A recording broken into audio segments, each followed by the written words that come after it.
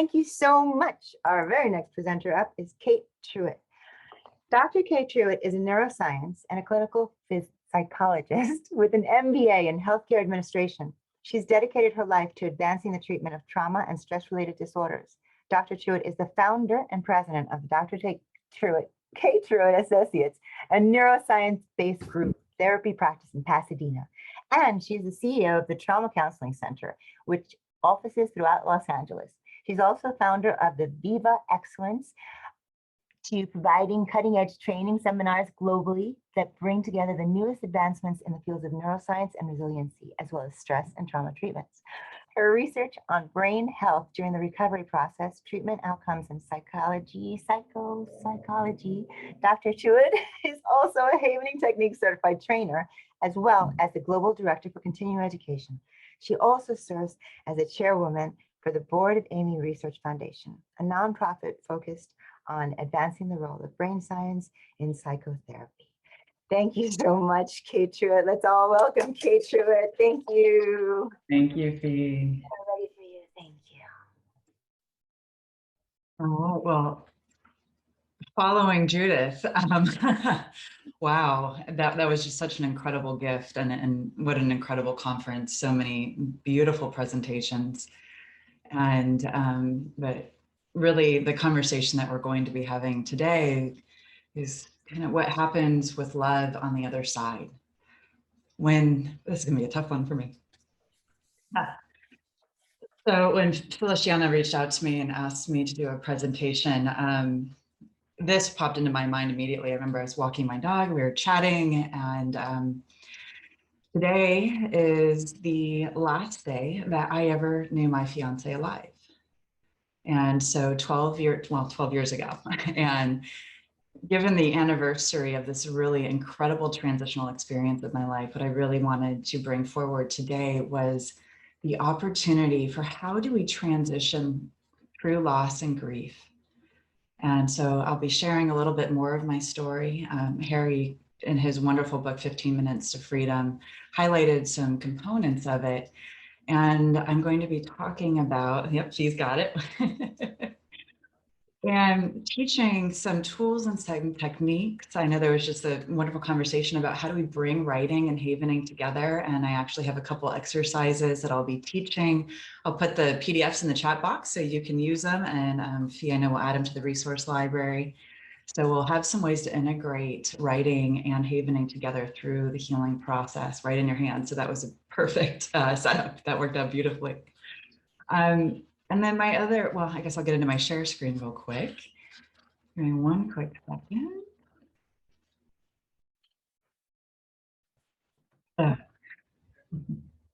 So we're going to be exploring how do we release the bitter so that we can embrace the sweet. And we'll be talking about why it matters. So often we want to lean away from the pain of grief and loss. And there's really powerful research that's coming out that highlights that if we don't lean into it, and I know you all know this, it will follow us and it will stay with us. And we'll be talking about, first of all, just putting some operational definitions on the table. What is grief? And what does the brain look like on grief and loss? Because our brain changes when we're grieving. And we'll be looking at debunking some traditional myths. What have we been told about what loss needs to look like? And what's real? Because grief is very messy. And then finally, what is this concept of meaning? Why is that critical? And Judith, I love that you brought up Elizabeth Kubler-Ross. Her protege, David Kessler, was invited by the Elizabeth Kubler-Ross Foundation to create a 6th stage of grief called meaning. And as people who have studied Emily's events, meanings, landscape, and inescapability, those core encoding moments of trauma, we know how important meaning is. And so the exercises that we'll be leaning into and learning are how do we create our meaning after loss? Because loss doesn't ever stop. The grieving process doesn't end. It follows us through the course of our life because these are individuals and experiences that have imprinted on us. Now I want to highlight there's many types of loss, and I will be specifically leaning into a conversation about death loss today. And the things that we're talking about can also be applied to divorce, to parental loss. So if a parent's incarcerated or a child goes into foster care, can be applied to chronic illness, chronic health considerations. The experience of how we navigate the loss of something is, from what we understand, the literature is very, very new in the space of grief, mourning, and bereavement, is our brain's very similar in experience of loss, but with death loss, there's additional components because of the attachment piece. For those of you who don't know my story, and Feliciana just gave me a wonderful introduction, so thank you for that. The other part of my story is that in 2009, I was widowed. And one of the interesting parts about grief, and especially unusual loss, is we have to find titles or terms to describe what we've gone through. My late fiance passed a week before my wedding. I do call myself a widow. We were together for 10 years. And on this day 12 years ago, I was putting together all the little gift bags that were going to be in our hotel rooms, waiting for our guests as they arrived in 1 week for us to celebrate our partnership. And when I came home that evening from the event out with his sisters, he's Irish Catholic, lots of sisters, I could not make him breathe. He was passed, he was gone. And my life transformed completely in that night.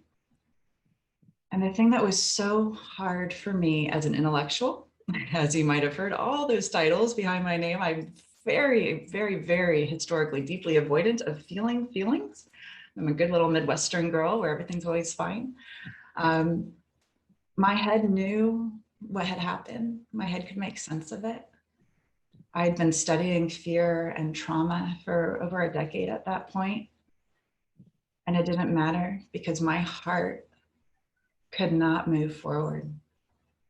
And when we look at grief and mourning, that's an incredibly important piece for us to keep in mind, because we can know something up here, but until our heart can feel and process the loss, it doesn't matter what our head knows.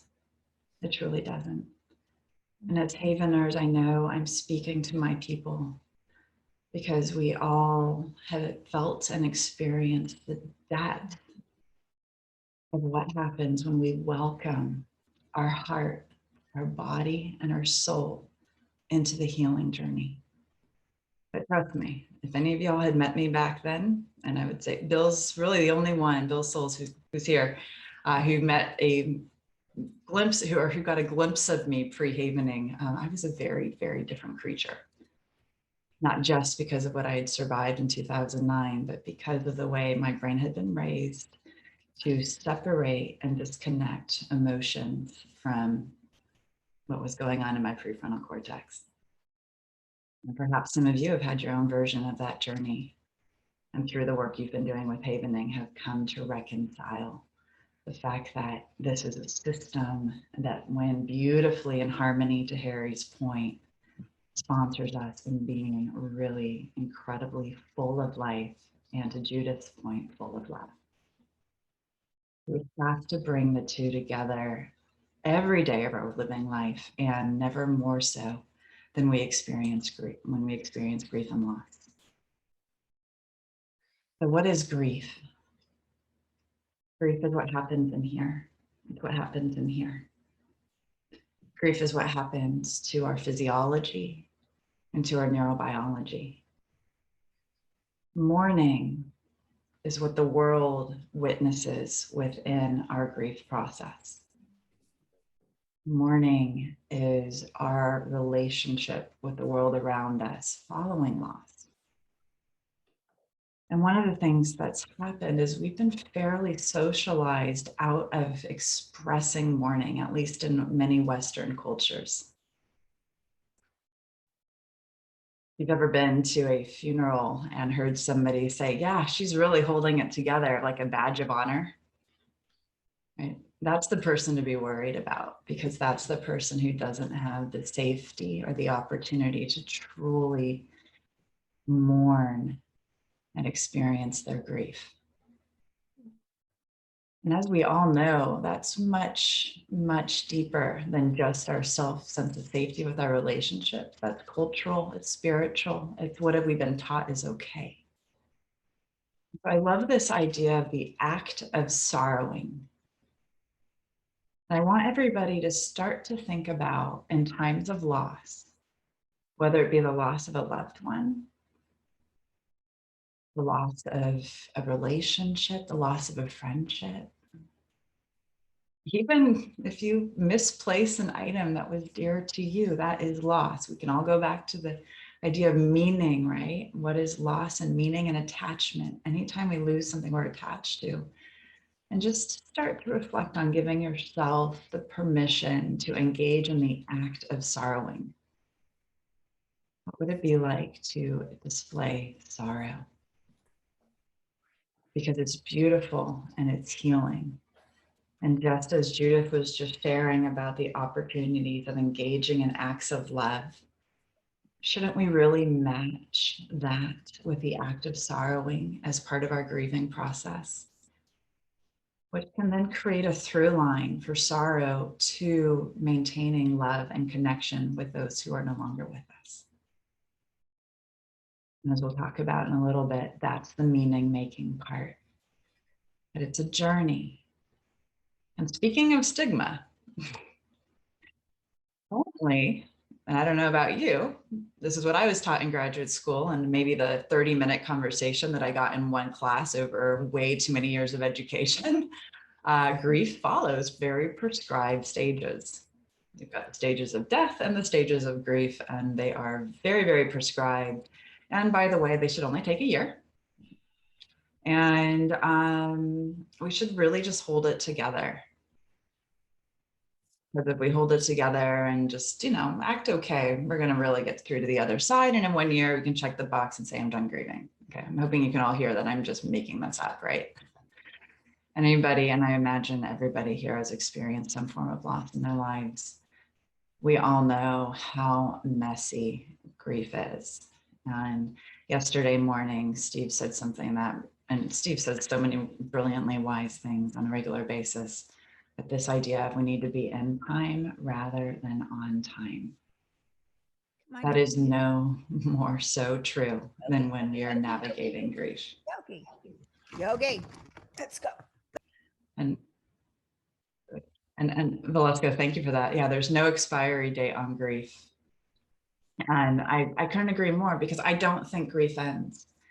And when I look at my relationship with my late fiance, his name is Johnny Angel. That was his nickname before he passed. And I'll talk a little bit about my havening journey with him. I will never stop missing him. As some of you saw, the tears that came up right away. I will always, always miss him, and I will always honor him. So my grief with having lost the physical entity of that being will always be here. And I have a very deep, powerful relationship with him in a different way that provides inspiration and drive and altruism in so many incredible ways. That's sorrowing into love, the meaning making. But first, we have to be in our grief. We have to feel the loss and find ways to support our system in healing through it. The grief is messy, not just 5 quick stages. And as practitioners, really being clear to debunk this critical myth is so, so, so important, because our society makes this fact, and it's harmful. And I remember sitting there about 8 months into my own grief journey, and I have wonderful psychologists that I found who was just a godsend. And I go, well, Dr. Jerry, I mean, I'm in month 8, right? So I should be on the other side of this. And he just looked at me and he burst out laughing. And he's like, I don't even think you finished stage 1. You've got somewhat of a handle on stage 2. I don't think we've even really hit anywhere near acceptance. I give you a long ways before you get there. And I just looked at him and started laughing. And I'm just like, you're right. And what if I don't accept this in a way that is traditionally accepted? What if I accept that his physical being's no longer here, and then I create my own next transitional relationship with him?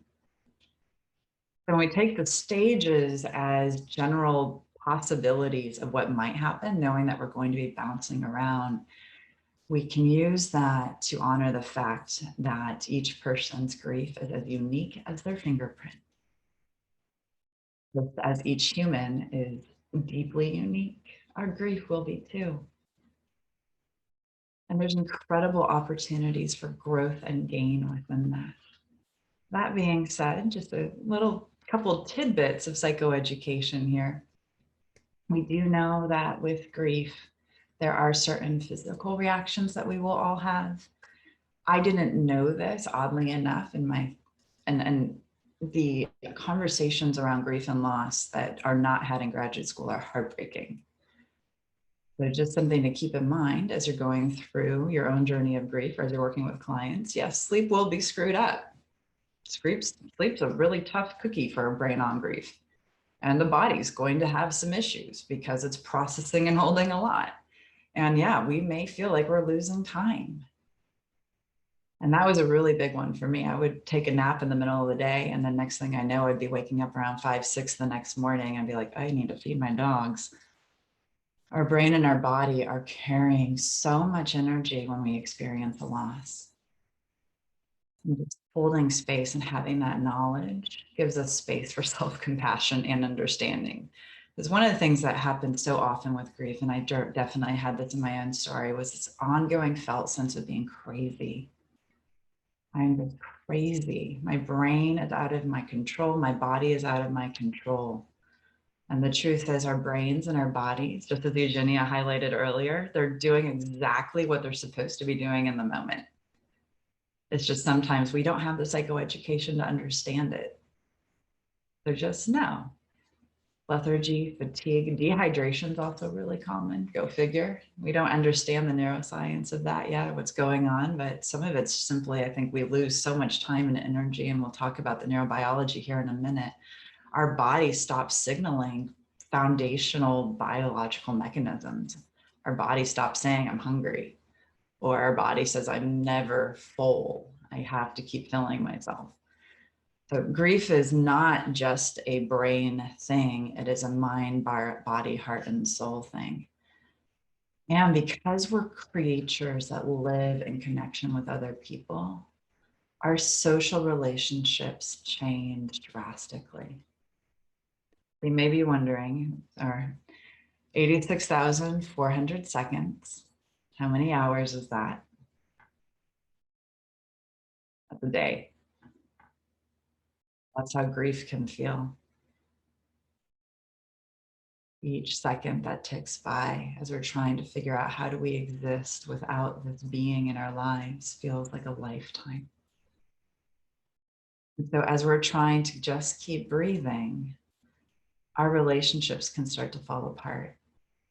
And one of the biggest questions that I get from people who I'm supporting in their grieving process, and people who are loving individuals who are in the grieving process, is how do I help this person? And I'll be honest, many of my dear friends, when I was in my grief journey, did some surprising things. I had some good friends who showed up in ways that I never anticipated. In fact, I didn't even have the type of relationship for what they were doing to be really something that I could make sense of. Speaking of altruistic love, I had a group of girls who started rotating, and every night I would have somebody new sleeping at my house. These were all women I knew, obviously, but they just wanted to make sure I was okay. It was an incredible act of love. And then I had other people who I thought were some of my nearest and dearest, poof, out of my life. When we are in relationship with grief and loss, we are staring down the lens of one of our greatest fears, which is mortality. Some people lean into it and hold space for it. Some people pull away. It's really hard to be in relationship with the very true fact that we will all someday stop walking on this temporal plane. That doesn't mean that we won't still be here. That was one of the hardest lessons for me to learn. And nobody told me that until I started reading a lot of C.S. Lewis, started really diving deep into the spirituality of grief and loss. And then in the literature, there's a really interesting construct of this idea of thirds. This is what we can expect when we're navigating grief and loss. This is normal. A third of our people in our world will stay, but be neutral. A third will become toxic or absent. We think about their amygdalas playing a role. So how do we hold space for their amygdalas while protecting our boundaries and not taking their stuff in? It's hard when we've already lost people to set a boundary and say, I can't have you in my world anymore. And some people will just go poof because it's too much. And sometimes those are the people that we would think would be right there with us. My in-laws, they disappeared because I was too great of a reminder for them of what they had lost. And we'll talk later about resentment and anger and frustration, because yeah, you can bet when that happened, oof, my heart broke even more. These were people that I spent time with 2 to 3 days a week for 10 years. But they were on their own journey. So we have to lean into our own capacity or find these true support, the therapeutic third, because these are the people who will hold us up on the days when we can't breathe. And to invite those people in. And they will show up. And my gosh, I have no words to express how this community has been there for me in so many different ways on my journey. And what an incredible gift that Drs. Rudin have given all of us, and the way they've cultivated this community, and how we have all showed up in Feliciana to bring the light and the love together, where we're all in this deep connection. And I want to give everybody a resource. If you're not familiar with Heather Platt, she is a hospice nurse, and I just put an article in the chat box about holding space. And she talks about her own grief journey and how she learned to hold space. And one of the biggest gifts that we can give somebody on a grief journey, because I don't know if you're like me, I just want tools of how do I do the thing, whether I'm grieving or spending time with somebody who's grieving or in any state. My little thinking brain feels so much better when I have a tool. What she talks about is the best tool that we can do for somebody is to hold their hand and do nothing. To have an ear and to hear their story. Because in grief, our brains and our bodies are saturated. They're overwhelmed and they're exhausted. And sometimes it's all we can do to just keep telling the story so we can try to make some sense of it. But the other thing that we're doing every time we tell our story of loss is creating connection to those who are no longer with us. We are storytellers. Our brains love stories.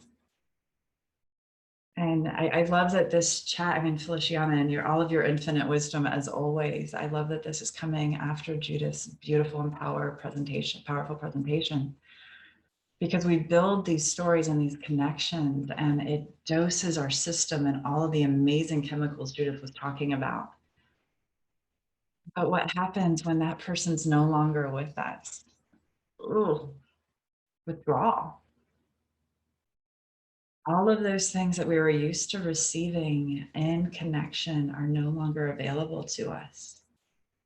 And this poor little puppy dog here just breaks my heart. Separation anxiety is what happens. And when we look at the fMRIs of a brain in acute grief and somebody who's struggling with separation anxiety, guess what? They mirror each other. When I found that out, that changed so much of my experience around the loss of John and the many other people that I've lost in my life. Because I suddenly had a story, and if you know me, a neurobiological story is one of my favorite types of stories, because I can go, oh, sweet little brain, I see what you're doing now, which then allows me to transcend into kindness, acceptance, and self-compassion. When we have separation anxiety, we yearn to connect, we reach out, we want to find them. And one of the things that we'll do after loss is create what are known as connecting bonds. Now, here's what's interesting. In the field of mental health, we are trying to do what when somebody says, I just want to die? And just earlier this week, I hosted a workshop on suicide and treatment prevention of suicidal behaviors. Oh, we're trying to put up some red flags, right? Well, I want you to think about that differently. Obviously, have your risk factors in mind. If somebody's gone through a loss and they're talking about joining the one who has transitioned or moved on, as this is somebody who's experiencing deeply painful separation anxiety. The only way they know to soothe that anxiety is to be with that person. That's the only thing their brain knows. This is the thing that helps me feel better. So that's an incredible opportunity for us to start looking at how do we create different connecting bonds, different symbols, different opportunities for this person to stay alive in our world, even though they're no longer roaming this temporal plane alongside us. So the picture on top here is my Johnny. That's me on the other swing many, many moons ago. This is one of our engagement photos down in Santa Monica. And he was just a gleeful being. So as part of my healing journey, one of the things that I promised to myself is that I would bring play into my life. It took me a while to do that, because he was always the person who would inspire play. He always had these big sparkling eyes and this cheeky grin and these huge dimples. And it was, of course, his idea to get on the swings, not mine. But boy, did we always have fun. How do we keep this alive? We'll also be talking about how our brain will turn these special, sweet moments after a loss has occurred against us. The things that remind us of that person become deeply, deeply painful. Even elements of play. Our brain will start to tell us, you can't be playful. It's a disservice. You're going to hurt them. You're not honoring them appropriately. Just think about all the little stories that your brain might start telling you about these different behaviors. And so giving yourself permission, giving your clients permission to know that your brain is trying to soothe that separation anxiety. It's just like this sweet little puppy. Your brain's trying to say, where's my person? How do I help them come home, even though they're coming home in a different way? Here's the thing. Our brain, it's a complicated beast, as we know. And man, our amygdala, she's always right there front and center. And we got a thing for that. But when it comes to grief and loss, she loops into some pretty critical brain structures that are focused on what am I going to pay attention to? And she starts to drive those brain structures, she being our little friend Amy, the amygdala. And so she's guiding our attentional spotlight, saying, I'm going to find everything that reminds me of the person who's transitioned, who's no longer here. And then she loops in this other part of our brain that loves to find things that might hurt us, not just the amygdala, but this posterior cingulate cortex. And that also has this really strong relationship to episodic memories, which we talked about earlier today. These are those memories that are showing up when we had interactions with people that are these narratives of our stories and who we are. And narrative, start thinking about meaning. These are all opportunities that we can help our brain heal. And then of course, our thinking brain comes on board. Who am I now that I've experienced this? How do I make sense of the world if this person's no longer here? What is the world without this person? And then of course, a little nucleus accumbens, which is our little reward part of the brain, jumps in on the action and says, well, you know, I get pleasure and I get dopamine for both good things and less than preferable things, as long as my expectations being fulfilled. And we're taught that grief is supposed to be painful, but we're not supposed to feel it. And that's really confusing for our brain. And our insula goes offline, just like I mentioned, that dehydration, our appetite gets all wacky. Our sleep gets super disturbed. So, I mean, it's an entire system collapse when we experience loss. But at the core of it is, of course, our little friend, Amy. She is just back there humming along. And, you know, our amygdala is designed, or was designed, around 300 million years ago. 300 million years. She is classic old school. Our thinking brain, only about, 1-2 million, but our like literal thinking brain, the ability to have cognition, about 70,000 years.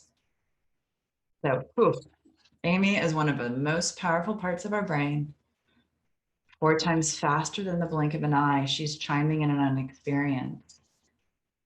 And when we experience grief, she's got these pretty big grief glasses on, and she's exhausted and she struggles. And we have all these additional sociological messages around us about, are we allowed to experience pain? Are we allowed to sorrow? Can we actively sorrow? Can I talk about my person? I don't know about y'all, but have you ever had the experience of grief and you start to tell a story and then you go, oh, I know, I've already told this story 7 times to these people. And so you shut yourself up. Been there, done that. We stop giving ourselves permission to feel the grief. But as we start to allow these sociological constructs to define our world, we stop giving ourselves permission to heal and also celebrate those who have moved on. So while this is a heavy topic, it's a celebratory topic. It's a beautiful topic. Because of what we were just talking about, the field, the universality of the human space, the relationships we all have with one another, the stories that we can tell. There's this idea that we die not once, but twice. The first time is when we stop breathing. And the second is when our story stops being told. To live a life that inspires people to keep telling your story. Which goes right back to Pat, that Judith was just talking about, that incredible firefighter. As she was sharing that story, he's holding the rope. Find our people who will be there, help supporting us and holding us up when we need them, and also be those people, which I know we are in this community. One of the things that the Havening community has given me is a safe space for my little left amygdala to land. An additional layer to my story was when I came home and I could not save John's life. There was a sequence of very large traumatic encodings that occurred. And so I had very complex grief alongside pretty severe PTSD for many, many years. And I did all the acronyms of trauma treatment. I was trained in them all: EMDR, TFCBT, CPT, DBT, all of them. I just like to call it the alphabet soup of trauma treatment. And Bill Souls, bless you, I know he's here. I happened to meet him on a beach in Jacksonville, Florida one day. We were down at a retreat for a addiction treatment center. And he started telling me about Havening and the wackadoodle thing where you rub your face and you rub your arms and all of a sudden your brain starts feeling better. And I thought he was completely bonkers, but he was so adamant about it. And we just kept talking and talking and talking about this other way. And then he started talking about these proteins and calcineurin and, all of these different things that most people would probably be like, yeah, I don't know. But I had been studying psychophysiology and trauma for a decade at that point. Well, over a decade, 15 years at that point. And he was using all these terms. And I'm like, most people don't know those terms, Bill. So either you're incredibly smart, which he is, or there's something else here. And there was something else here, as we know, right? We've seen that. And on a complete wing and a prayer, the audacity of hope, as I like to say it, I ended up taking a leap of faith on Bill's word. And after reading Ron's book and watching the DVDs, flew to New York. And lo and behold, Dr. Stephen Rudin sits down across from us in the breakout group. This is 2014, October. Does anybody have something they'd like to work on? And guess what? I was living in pretty deep right amygdala world at that point. So right amygdala is the part of our amygdala that usually is talked about when we're talking about Amy. Fight, flight, or freeze. I'm going to keep you alive no matter what. I've been living with PTSD for almost, well, just going on 5 years at that point. Well, over 5 years, actually. Whew. My amygdala was solid. Amy knew how to keep me alive. There were tigers everywhere, and I was not a friendly, warm human. I was very guarded and shut down. I still remember walking into, oh gosh, what was it called? It started with a C. Commune? No, I remember the building. I remember the building like the back of, just like it was yesterday. And meeting Fee. What was it? Convene. The convene. Yes, the convene. And meeting Fee, and she walks up to me, and she didn't know I was on the verge of a panic attack. God bless you. And she gives me this big hug, and she's like, "We've got gluten-free food for you. Nice to meet you. Welcome. Come on in." It's the biggest, warmest greeting I've ever received. And then sitting down, listening, and then Steve sits down in the breakout group and says, "Does anybody have something they want to work on?" And I was the one who did the thing we're not supposed to do. I put my hand up and I'm like, "I've got a level 20 trauma that's been plaguing me, and tens of thousands of dollars worth of therapy hasn't touched." And then when we all have the opportunity to be in person, you'll see when Steve gets this twinkle in his eye, and Ron gets it as well. And maybe you have the havening twinkle now yourself. A twinkle of, "I've got this." And 15 minutes later, 15 minutes to freedom, I got my brain back. But the other thing that happened in that moment, when I opened that door on the verge of a panic attack, because I was so scared about the possibility of something working and what that would look like on the other side. And that's part of grief and loss. What comes next? If I'm no longer defined by this loss, who am I?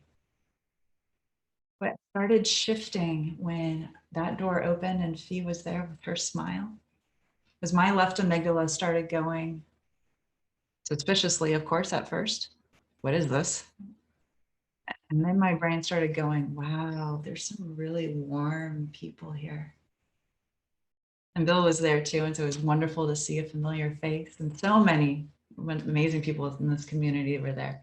Lindsay, yes, Eugenia, Lynn, I mean, so many.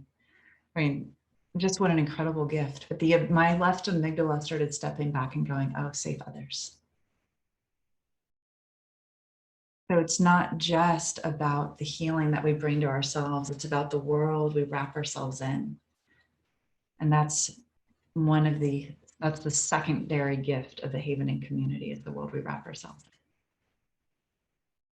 Because our Amy will keep grief alive. But here's the thing, she will keep it alive in beautifully powerful, magnetic, empowering ways, or she will keep it alive in desperate, painful, agonizing ways. And so our job, and havening is the most incredible hack for this, is in supporting our little friend Amy, knowing that she can safely be in relationship with loss and harness what has happened to create powerful change on the other side. Because all of these little brain areas light up in grief. Our hippocampus, that's our storyteller, our prefrontal cortex, like we were just talking about. And especially when we have reflections upon those who are no longer with us, these brain areas continue to light up. They see this with people who've passed on 40, 50, 60 years ago. These brain areas still light up.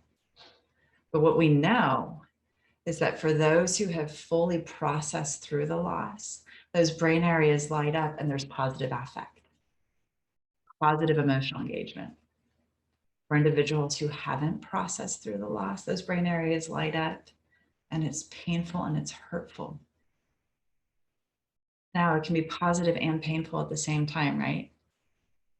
Our brain is amazing. It can hold many feelings at one time. What we want to do is weigh on the positive, motivating engagement, the celebratory components of the loss.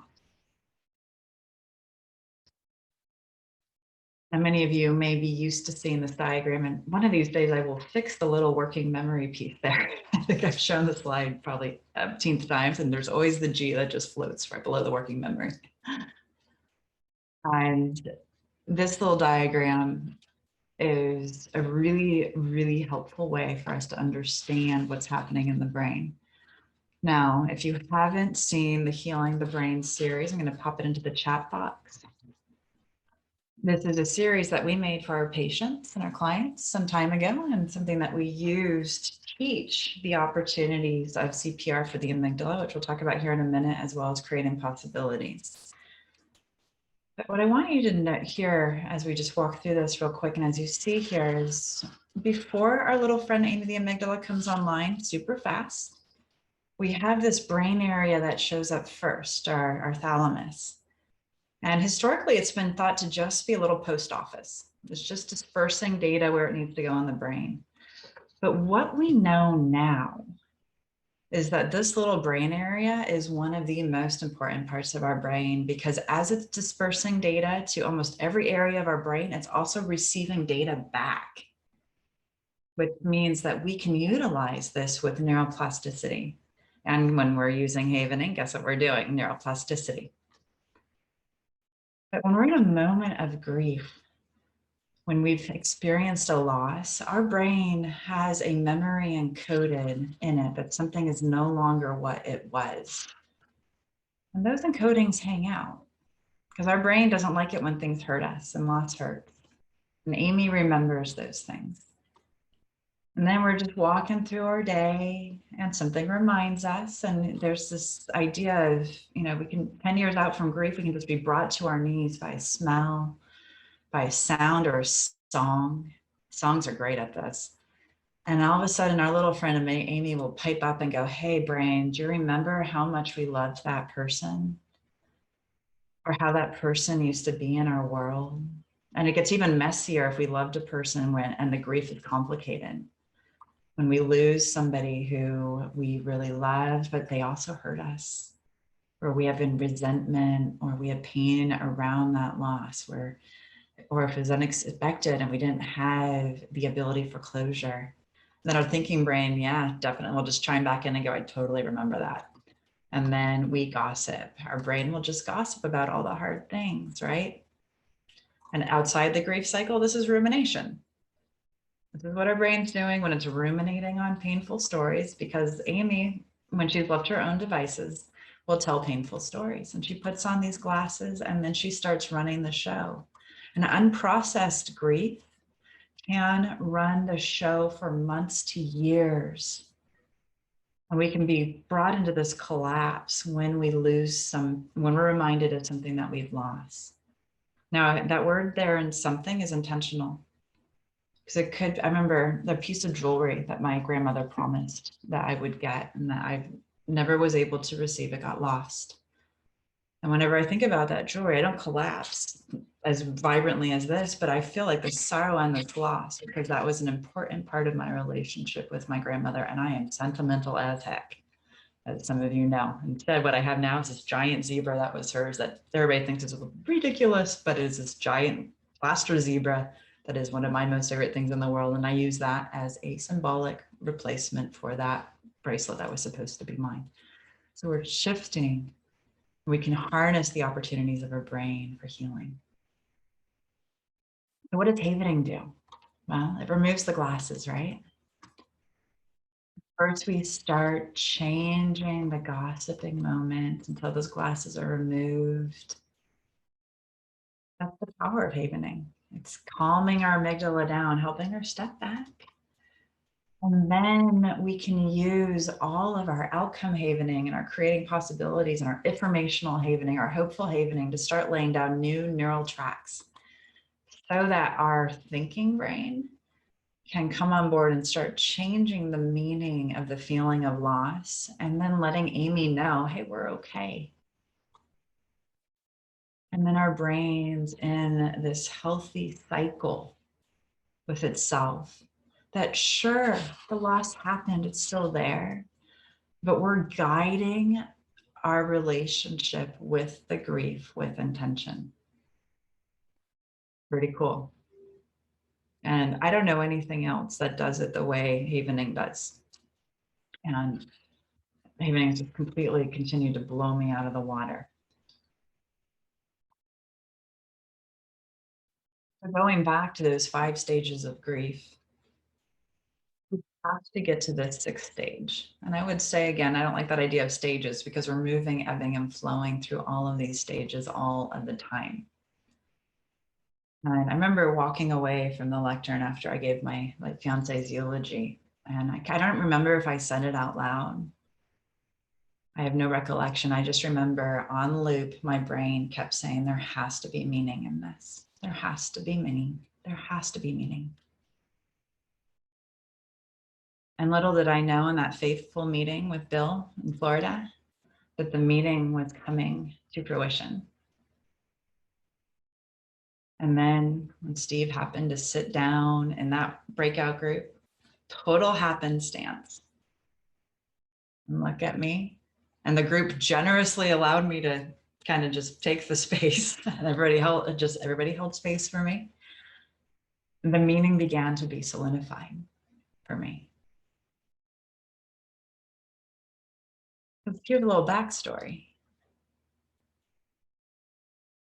So I met John when I was 19. I was a complicated 19-year-old. Like many of you, I had a complicated childhood. And he helped me heal and grow, and he provided a lot of those what should have been but weren't in my childhood. And when I started looking at graduate school, he said, you know, you should really think about becoming a psychologist. And I thought he was hilarious. I literally started laughing because I thought humans were terrifying. True story. I had severe social anxiety. I worked in rat labs.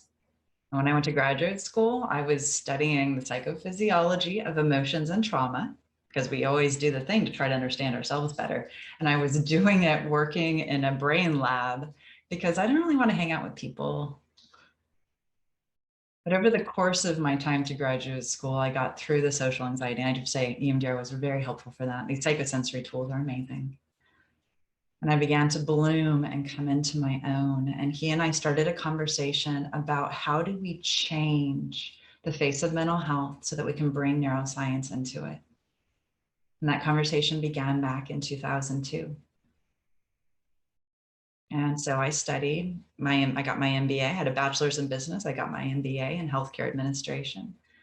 I got my master's in neuroscience psychophys. I got my PhD in clinical psychology. I was well on my way. And then he died. Here's the interesting thing is I didn't really have a plan for how I was going to do it. How was I going to change the field of mental health? I had no idea. And then he died, and part of me was like, get out of jail free card. That sounds like a lot of work. Maybe I'm just going to hang out back here. And then, like many of you, Havening shows up.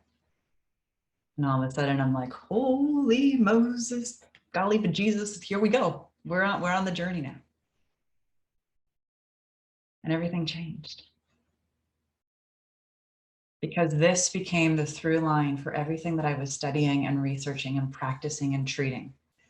This became the connecting point for everything. And the meaning making out of John's death was living and surviving loss and learning firsthand, secondhand, and third hand an incredible piece of information.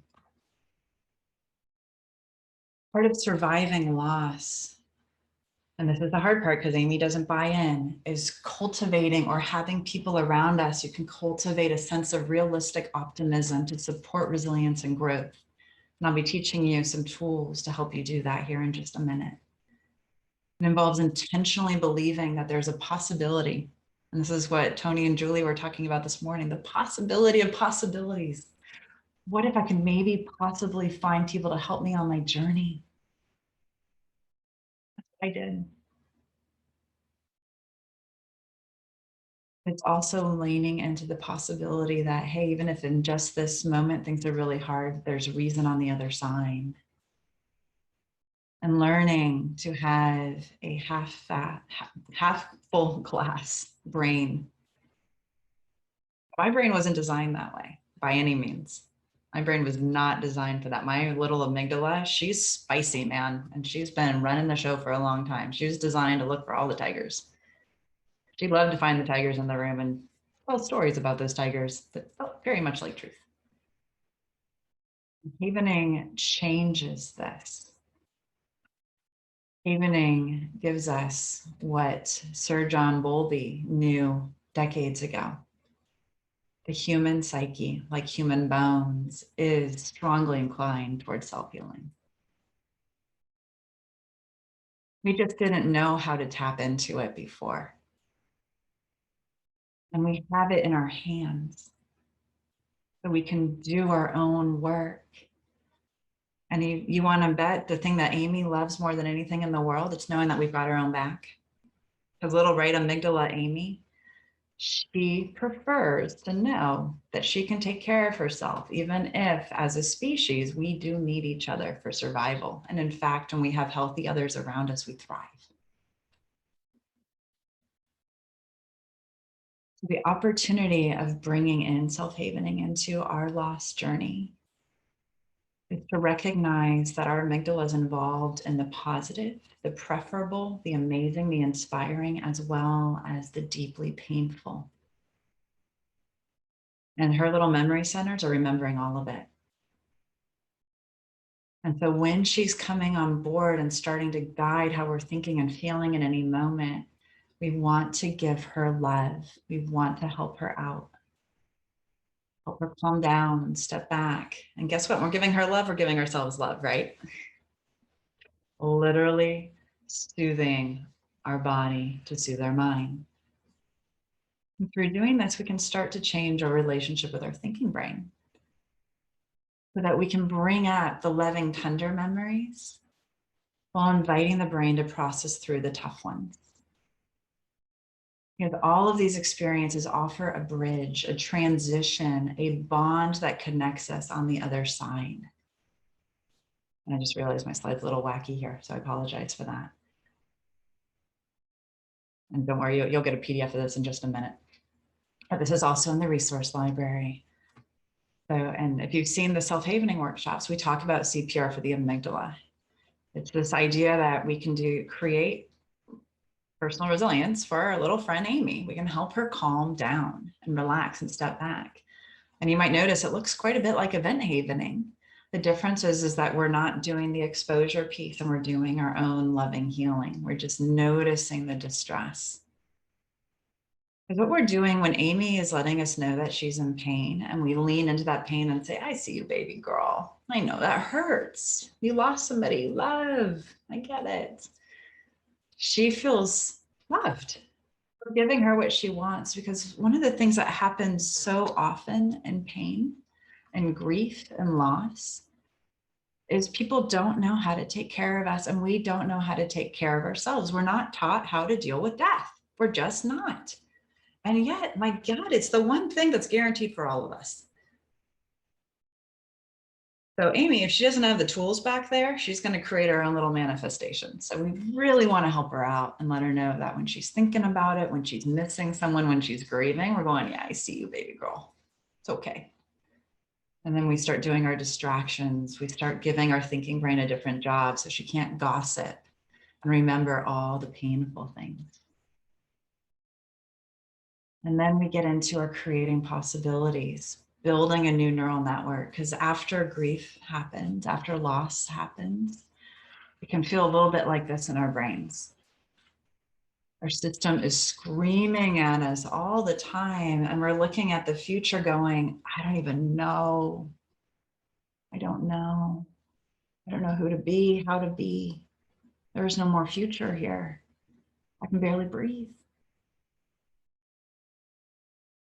What we want to do with this soothing, loving, havening touch is start to show Amy, hey, there's a new way forward. We can start to greet new opportunities and build those pathways. Letting her know that we can remember with love and transition successfully into a state of deep honoring as we build our future. Incredible power of neuroplasticity. Now, in the Healing the Brain series that I just popped in, Healing the Fear Brain series that I just popped into the chat box, there are a sequence of videos there. And so you feel free to just go in and watch those. One video is completely about doing the Creating Possibilities protocol, which builds on informational havenings, Tony's amazing work there, and puts it into a sequence of steps. Because sometimes our thinking brain struggles to come up with things, especially when we're in pain or scared or experiencing loss. And it also takes you through a stepwise process of CPR for the amygdala. And as Fee put into chat box, there's an entire schedule that Truitt Associates helped build out that will also give you a schedule for how to do and create your own CPR program. The more we can love our brain, the better it feels. Let's talk about some actionable steps, some really quick, lovely protocols that we can use.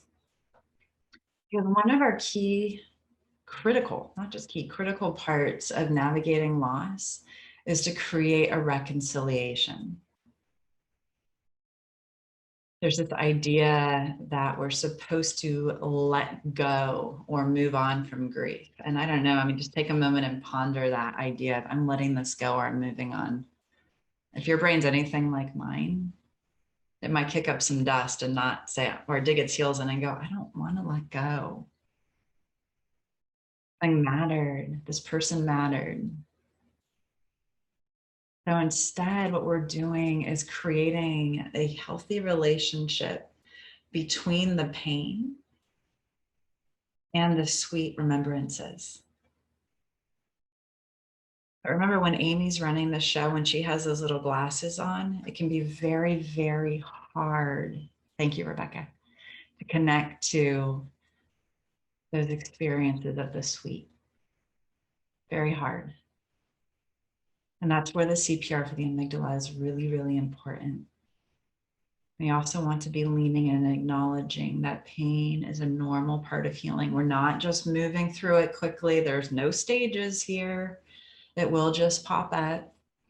And it can pop up 5 years, 10 years, 6 months, 20 years later when we have an experience of something that reminds us of that individual. I was speaking with a good friend of mine last night who highlighted that she hadn't thought about the fact that her father wouldn't be at her wedding because he passed on many years ago. And then she just got engaged and she began a new grief journey as she realized that her dad would not be there. But that hadn't been something she'd thought about. Grief is a journey that will last our lifetime. And it is a beautiful reminder that we have loved and been loved. And when we can allow our brain the space to be in that relationship with the journey, we can consistently keep finding the beautiful words and pearls of wisdom within it. But Judith set the stage beautifully when she was talking about her workshop and navigating people's grief loss journey through their stories. And so these are, and this was already in my deck, so I love the universality of it all. There's a really, really powerful thing that happens when we start telling our story. We're narrative creatures. We love our village. Our brain is designed to tell stories. And telling those stories to ourselves is just as powerful. Writing about the journey that we've been on. And self-havening gives us an incredibly unique new opportunity for bringing in proactive healing. I've just put the PDF of this slide. It's not of the slide, it's an actual thing that you can use for yourselves, for your clients, into the chat box. Just a quick little caveat. These 2 exercises are in a book that will be coming out in the beginning of 2022. So please, if you use them, and do use them, we're very shareware. Just make sure you do cite them appropriately, because otherwise, copyright and all that fun stuff. So let's pull back though for a minute and talk about resentment. Because as I highlighted earlier, resentment, frustration, anger, those things happen. And especially when grief is complicated, when it's unexpected, when we don't have the closure that we would want, when somebody that we loved passes on, but perhaps they were also abusive or they had a substance abuse problem, when they've hurt us or we've hurt them. And that is just, cotton candy for our amygdala. She will just chew on that, and that will get in the way of our grieving process. So loss naturally brings up unfulfilled hopes and wishes. It can bring up resentment and regret, resentment about their behaviors, resentment towards ourselves. One of the leading theorists on grief talks about how guilt, much like depression, when it is linked to grief and loss, is anger turned inwards. We'll start doing magical thinking and giving ourselves jobs. And I know I spent years doing magical thinking around if I just left earlier, if I just gotten there on time, if I just. And the assignment of blame and responsibility that it was my fault that he was no longer with us. Our brains are great at storytelling. And when I say our brains, of course, I mean our dear friend, Amy. She will take charge of the meaning-making process if she is given the opportunity to do so. So this exercise is a very powerful exercise. And I did many, many versions of this exercise after the 2014 Havening conference. And I still will periodically sit down and do this when unexpected new things pop up. The goal here is to give voice to those unrealized hopes and dreams, to give voice to what should have been but wasn't, to give voice to the anger and the frustration. The fact that it's not fair, whether it be spiritual, whether it be choices that somebody made that played a role in their death. We're socialized to pack that stuff up and put a nice little pretty bow on it and pretend it doesn't exist. But here's the thing, emotions do things. They are motion. They don't just go away. They will keep moving and transforming and translating until we give voice to them. The exercise is to just start giving voice to it. Write it out, journal about it. Anytime you notice Amy starting to kick up some dust, great. Then take a breath and go, I see you, baby girl. Yeah, that hurts. Yeah, I'm angry too. Do your CPR for the amygdala, play some brain games, help her calm down, do your distractions, and then go back to journaling. And then she starts to kick up some dust. Good. Hey, thanks for sharing with me. You're right. That was awful. That was so not good that happened.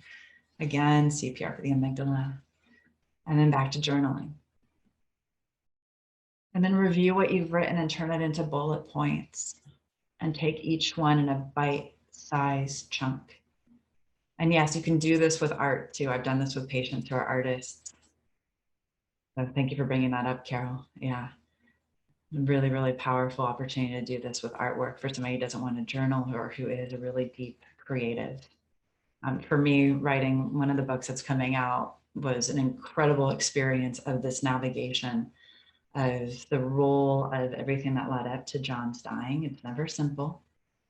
Of my own life story that played a role in how I made sense of it all. And I'm surprised that I didn't wear the skin off my arms with all the CPR for the amygdala that I was doing. And then once we go through those bullet points and take those bite-sized pieces, we then start exploring within ourselves. And this can be another journaling exercise. I love to do left and right-handed journaling, having internal conversations. Left hand, what do you need? Right hand, that's Amy, just verbally vomiting whatever she needs. What do you need to move through this? What would it feel like? What if? Going back to those what ifs. What if we forgave ourselves or them? What would it be like to have self-compassion? And then this is my favorite because this is the meaning-making question. What do I need to learn? We can do that for every single bullet point here. And what we're doing is setting our brain up for success by honoring the pain and building in that reconciliation. Here's how I heal. The pain is real. the loss is real, and there's wisdom and growth within this. And coming out of my own dark night of the soul, that is what gave me the wings to start flying.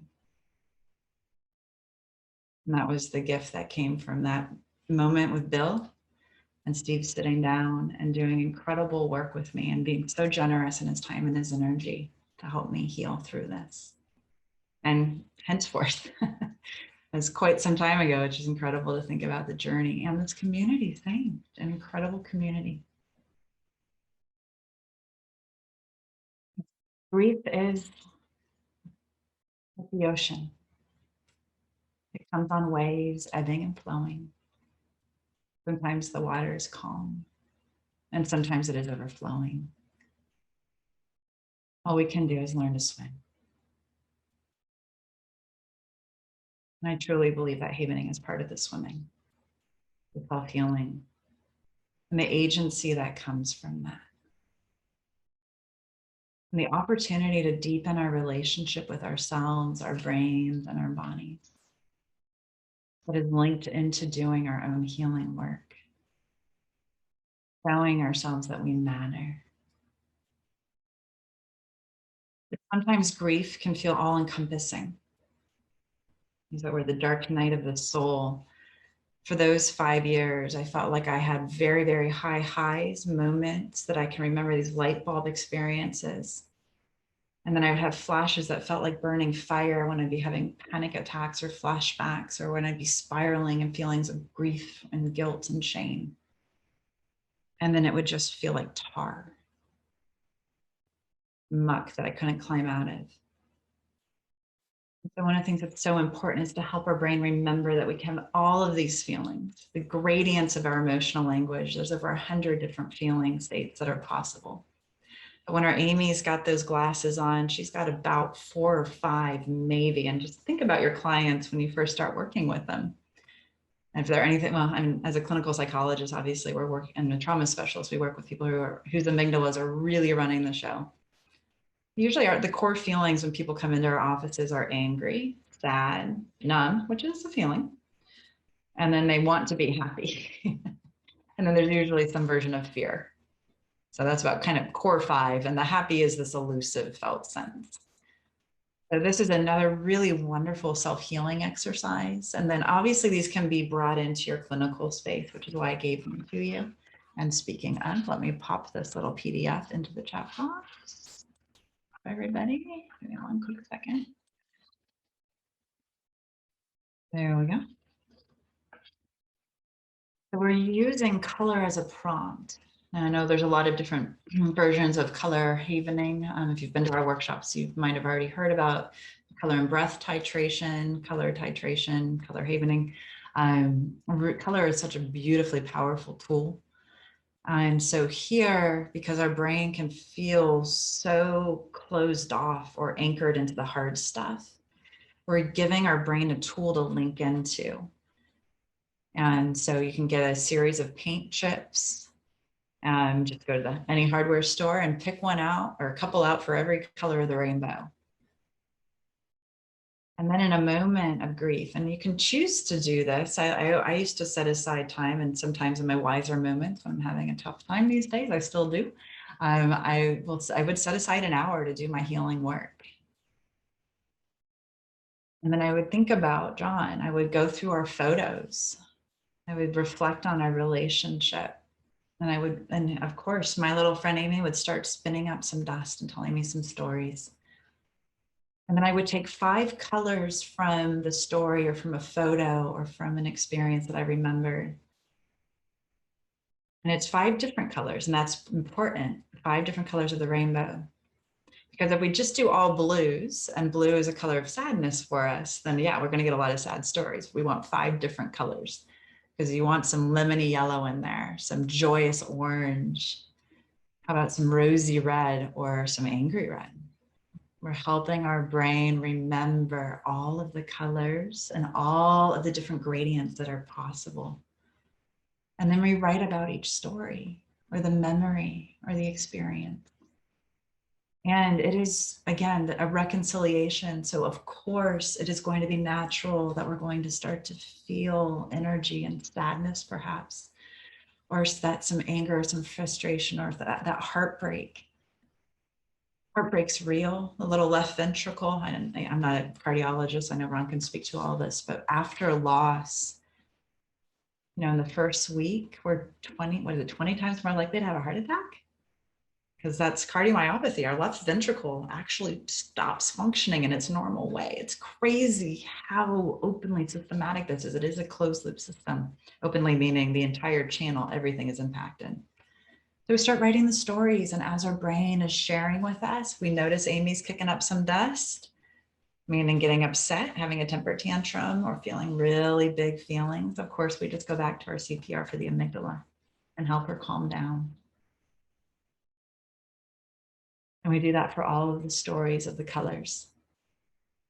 We're training our brain to have the relationship that we want it to have with the deceased.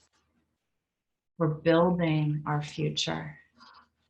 We're helping strengthen these feedback loops between our thinking brain and our thalamus. That's called the thalamocortical loop, and our amygdala.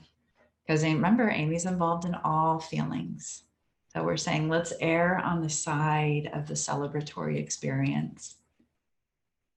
And that, just to highlight, could it be also the growth or the strength that has come out of the dark night of the soul? Just because somebody has been loved in their life doesn't mean that we necessarily have really celebratory things about them. But what we're doing is designing our meaning making within about not just who the individual was, but who we are because we've come through the grief and survived. We're designing our life in relationship with that because grief is impactful, loss is impactful, and we carry it.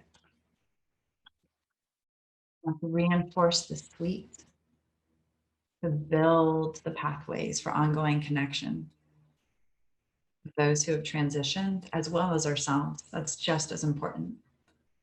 I am different for the losses that I have navigated and experienced. So are you. We've all experienced a lot of, yeah, Hillary, when she said that, marinating our brains in love, absolutely. When Judith said that, same thing. And my brain just went, yes, absolutely. And we're designing a brain so that we can marinate in that love when our amygdala is struggling. So whenever we start to feel or experience loss, we want to be mindful to take some time to let ourselves know that we're okay and to start to change the experience. And yes, I did add that when Judith was speaking, marinating our brains in love. Engaging our brain with intention and building our story of remembrance.